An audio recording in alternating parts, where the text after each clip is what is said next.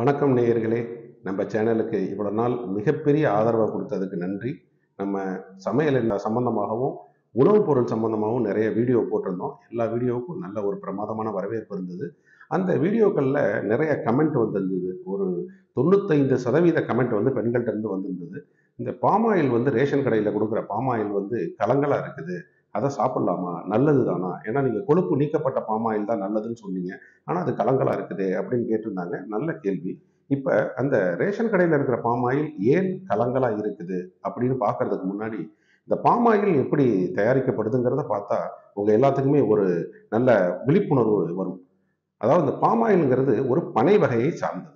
அதாவது பனைன்னா நம்ம நார்மலாக பனைமரம் நம்ம ஊரில் இருக்கு இல்லைங்களா, இந்த பனைமரம் வந்து பாமிரா பாம் அப்படின்னு சொல்லுவாங்க. இந்த பனைமரத்தோட ஒரு வெரைட்டி தான் அதுவும்.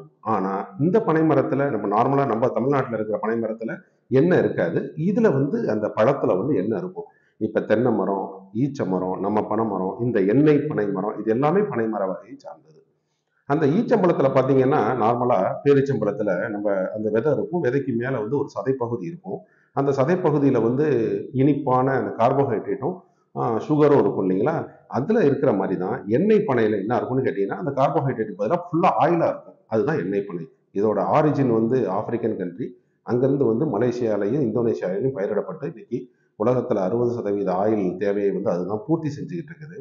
இந்த எண்ணெய் பனை வந்து பார்த்தீங்கன்னா ஒரு பெரிய ஒரு கிட்டத்தட்ட 40லேருந்து 50 கிலோ கொண்ட ஒரு குலையா மரத்துல இருந்து வெளியில இருக்கும்.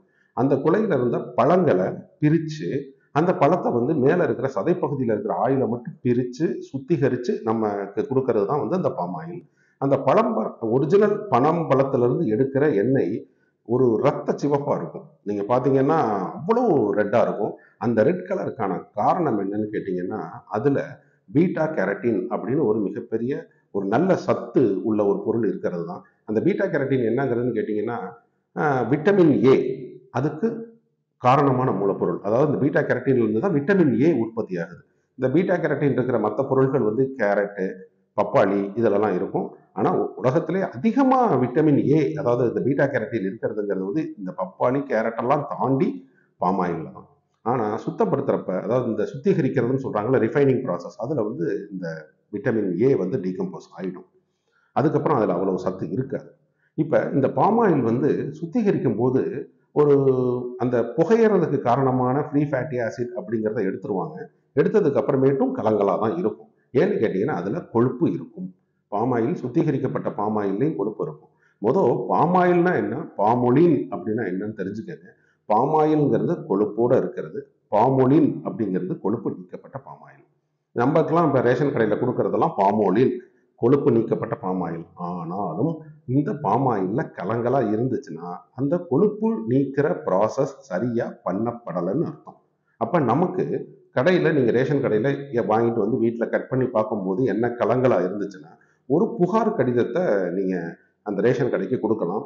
ஈவன் ஆன்லைன்ல கூட நீங்க இந்த மாதிரி எண்ணெய் கலங்களா இருக்குதுன்னு சொல்லிட்டு FSSAI உணவு பாதுகாப்பு தரக்கட்டுப்பாட்டு ஆணையம், அதுக்கு நீங்க வந்து அனுப்பலாம். இந்த மாதிரி எங்கள் இதில் வந்து இந்த பாமாயில் பேட்சில் வந்து கலங்களா இருக்குது அப்படின்னு சொல்லிட்டு அவங்க தக்க நடவடிக்கை எடுப்பாங்க. மற்றபடி வந்து பார்த்தீங்கன்னா இந்த பாமாயில் கலங்களா இருக்குது, சரி வேற வழி இல்லை, என்ன செய்யலாம் அப்படின்னு பார்த்தீங்கன்னா, நல்ல அடர்த்தியான ஒரு காட்டன் துணியில ஃபில்டர் பண்ணி வச்சிங்கன்னா கீழே வர்ற எண்ணெய் வந்து கண்ணாடி மாதிரி வரும்.